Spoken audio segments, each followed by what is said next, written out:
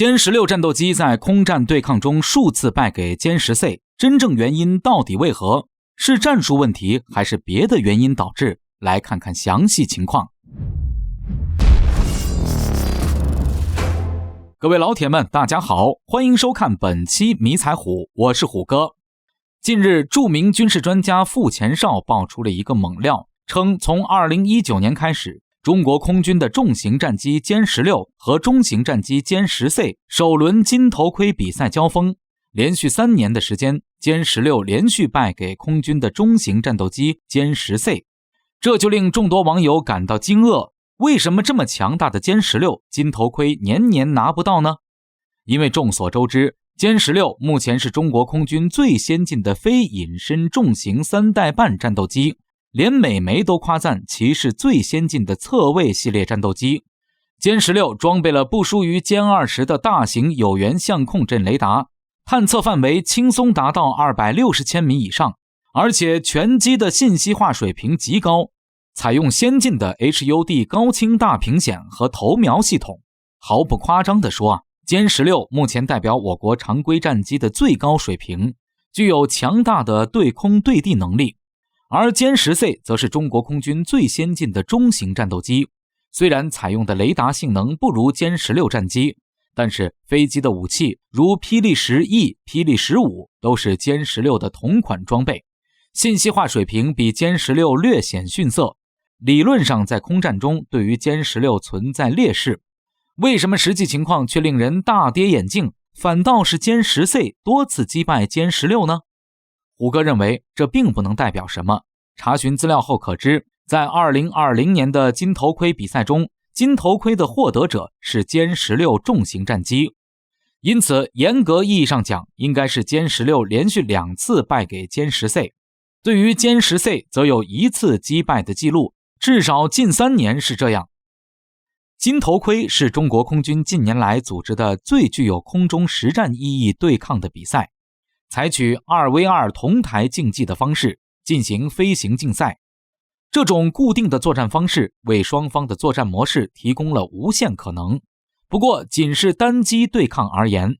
军事专家傅前绍表示，因为歼10C相比歼16机体较小的缘故，因此导致歼16没有及时发现较小体格的歼10C，而歼10C的有源相控阵雷达早在远距离率先发现了歼16，因此歼10C率先对歼16发起了攻击，并且成功的将其击落。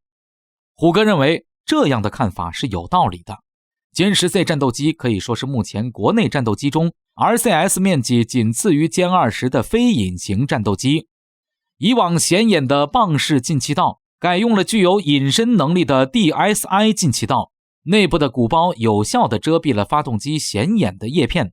同时对于敌方雷达发射的雷达波有着很好的吸收效果，能够显著地减少雷达反射截面 RCS 面积，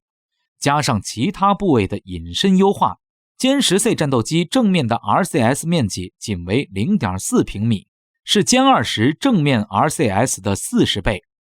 而歼16的隐身性能就一言难尽了，基本上可以说是聊胜于无。主要是歼16的气动设计是俄罗斯苏霍伊设计局侧卫系列战斗机的底子，这种战机的体积要远远地超过歼10C战斗机，而且进气道也没有经过任何的隐形处理，因此其在雷达上的反射截面肯定要高出歼10C不少。